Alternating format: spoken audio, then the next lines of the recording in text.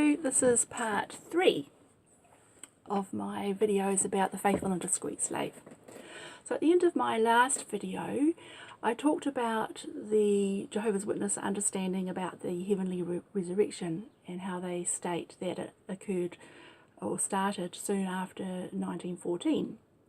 But that doesn't really harmonise with the verse that I read from 1 Thessalonians chapter 4, verse 17, which actually used the word at the same time. It said that the living, so those who are alive on earth at the time of Jesus' return in the future, would at the same time, together with those already asleep in death, be taken to be with the Lord. So that clearly makes it sound like the heavenly resurrection has not begun. I had a quick look at literature to see what evidence there is to say that the heavenly resurrection has begun. And the only thing I came up with was a verse in 1 Corinthians. Let's see if I can find it. 1 Corinthians 15, I believe. Yeah. So verse 23. But each one in his own proper order, Christ the firstfruits, afterward those who belong to the Christ during his presence. So of course witnesses believe that Jesus' presence began in 1914, but he doesn't come until later. Doesn't make sense. Could make a whole lot of videos about this, but anyway. This presence here stated could actually mean his presence during the Great Tribulation, and it actually makes more sense, and that would tie in with 1 Thessalonians 4:17. Okay, so there's something else I wanted to bring out too regarding the new understanding.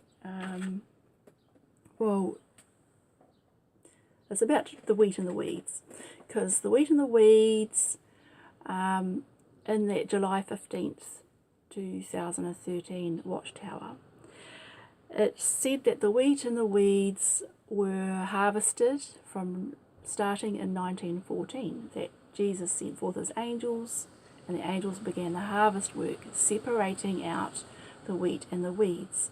And the weeds would be gathered into bundles ready to be burnt in the fire or in the furnace, which they alluded to as being Armageddon. So I know a lot of witnesses would feel that members of Christendom, and certainly a lot of witnesses have family members or relations that are members of churches, and they die. And most witnesses would think, well, you know, they've been acquitted of their sin. Another misuse of a verse there. But they've been acquitted of their sin, and so they would be resurrected. But this understanding in this magazine about the wheat and the weeds really brings that into question. To me, it's saying that the weeds will not be resurrected. What I mean is, like, if someone in a church dies, say in 1924, they're still a member of the church, therefore they are a weed, and according to that magazine, they have been rejected by Jehovah, and so they're destined for the furnace, Gehenna. So no resurrection for them. That's the only conclusion you can come to, that those who have been determined to be weeds, supposedly by Jehovah and Jesus, although the governing body, yeah, I mean, they will say it's not their judgment, it's Jehovah and Jesus' judgment. But yeah, these ones, no resurrection. And to back that understanding up, I'd like to read a little bit from that magazine where it talks about the old understanding of the separating of the sheep and goats.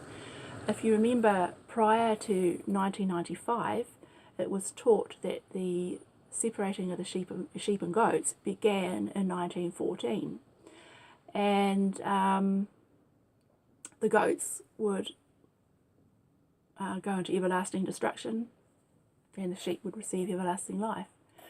But I don't think anyone really thought that those deemed as goats who died during the so-called last days would not receive a resurrection, because, as I said earlier, you know, a lot of witnesses will say, oh no, everyone who dies has paid for their sin and gets resurrected.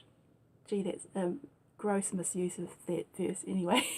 That's what they'll say. But when we look at that magazine, so this is page 6 of the July 15th, 2013 magazine, and it talks about this old understanding of the sheep and goats. And it says here, in the past, we thought that Jesus was judging people as sheep or goats from 1914 on. We thought that those who did not accept the kingdom message and who died before the start of the Great Tribulation would already be judged as goats and would not have a hope of a resurrection. So, okay, so if the separating of the sheep and goats was going on from 1914, those who died, still a goat, would not receive a resurrection. So you have to apply the same reasoning to the wheat and the weeds separating work. You know, those who die and they're still a weed will not get a resurrection. But I doubt if many witnesses have even really thought of this. How would they feel about it? What if you were a member of a church and you died in 1913? You'd be scot-free, you know, resurrected. But if you died after 1914 or later, then you're doomed. It doesn't make sense. It's not fair. It's unjust. Let's face it, it's ridiculous. So there are so many problems that come from this understanding of the faithful discreet slave and this magazine. I mean, this is a really good magazine to hold on to. Oh gosh. Anyway, I think that's about all I want to say on the subject at this point. No, it's not. There's a little bit more. I've written something down here. Now, on that subject of the heavenly resurrection, just getting back to that for a moment, just think about this. Okay, so, alright. So, from 33 CE up until 1919, any of the anointed who died would supposedly receive their heavenly reward instantly. You know, witnesses are taught that. All those dead in the grave, all those faithful anointed witnesses would all suddenly be resurrected to heaven just after 1914. And of course they are spoken of as sitting on thrones, having received their heavenly reward.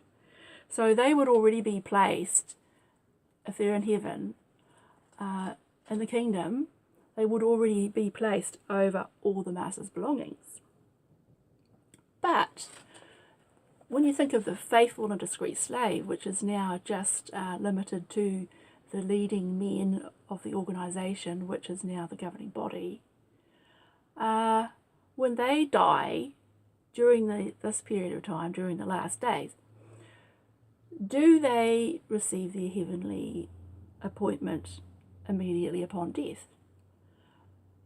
It doesn't really make sense, because you think if they were, you know how that the faithful and discreet slave is considered as a composite, as a body, if the appointment of them, if they were appointed to feed the domestics as a composite body, then surely they would be rewarded as a composite. So that reward wouldn't come until Jesus returns in the future. So, I mean, what if in the future, when Jesus comes and he finds that body, that composite, as being unfaithful? Does that mean that those who have formerly been part of that body, who are in heaven, will have their positions taken away from them? Something to think about and do your head in. Does my head in. So, yeah, so many things about the whole thing just don't make sense. Not at all. Anyway, I think that really is about all I want to say about this. Oh, I need to go and take some Panadol now.